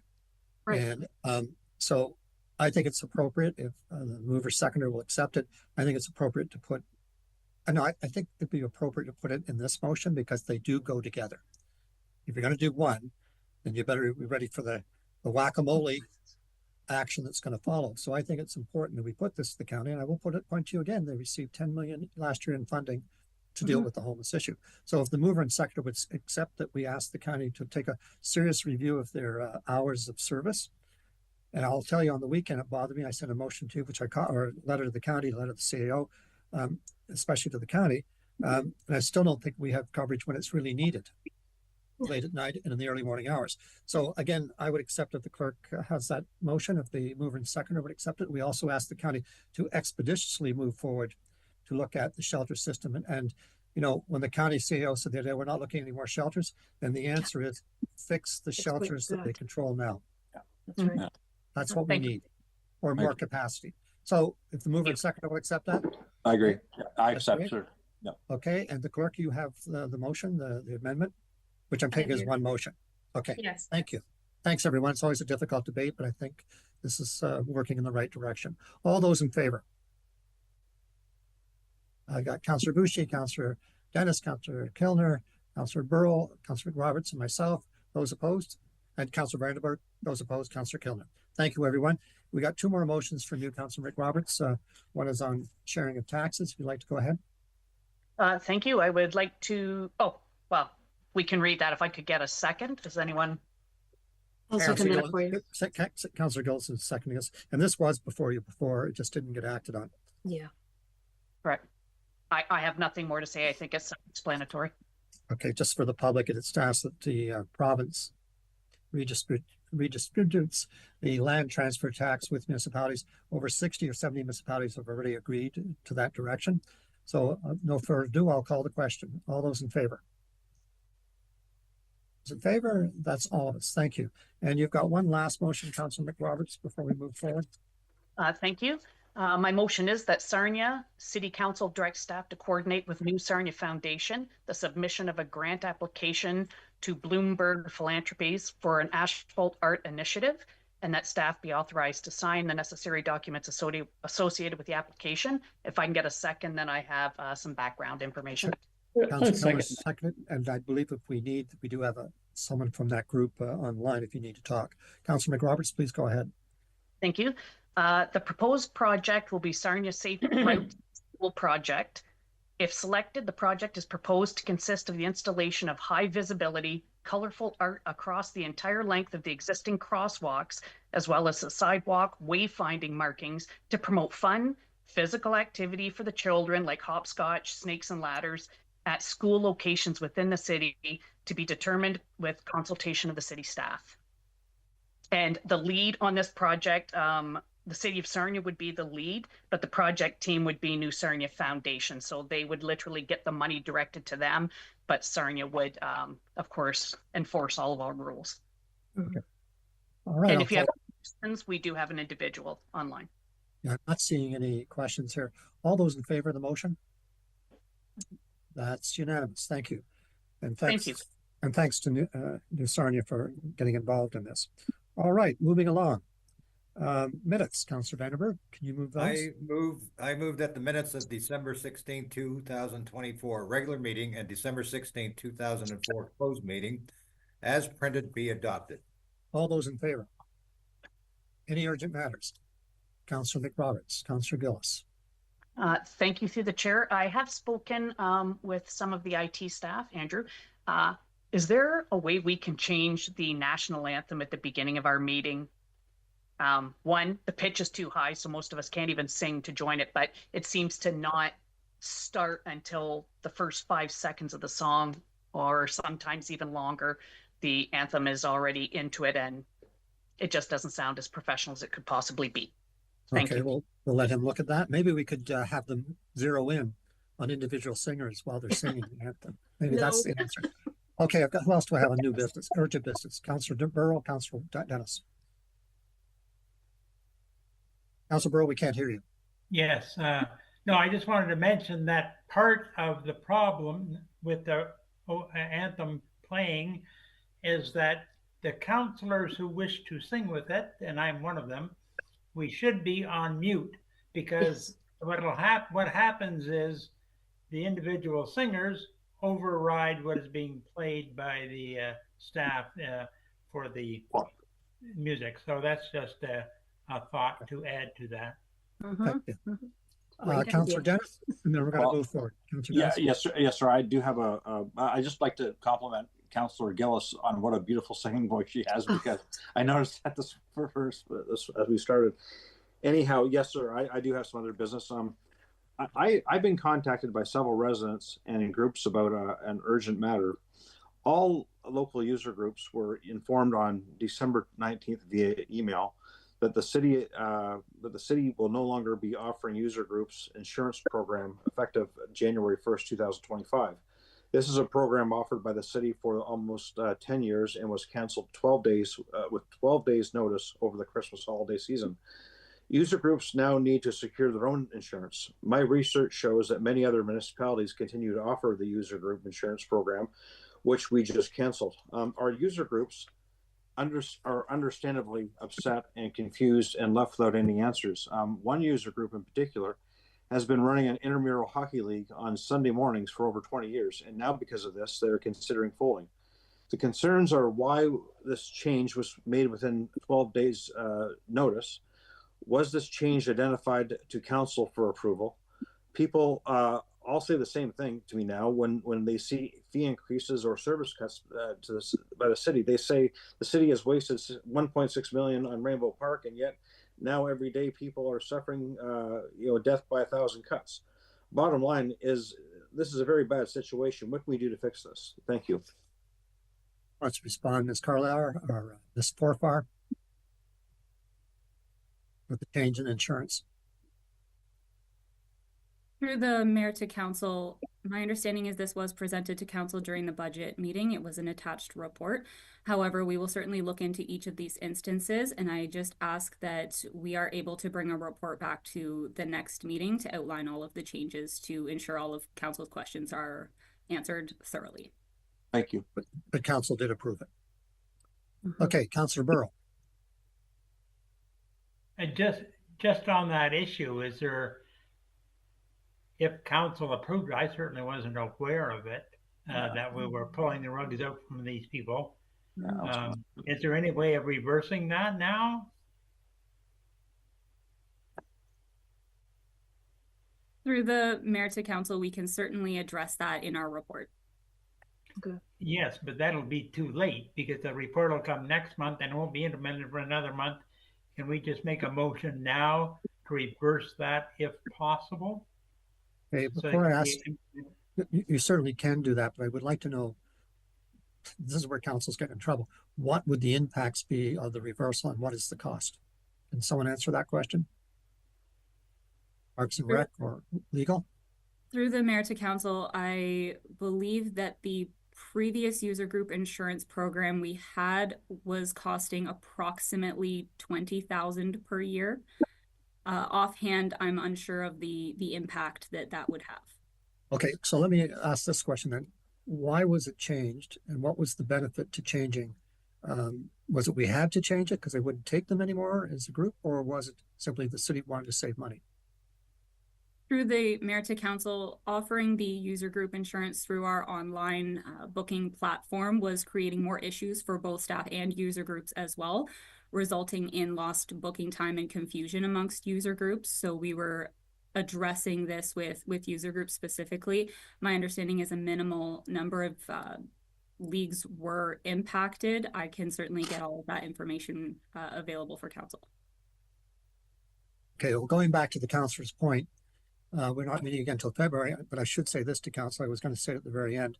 I'm calling a special meeting next Monday at 10 o'clock to deal with an in-camera issue, and the clerk will put out the details of what that meeting is about later in the week.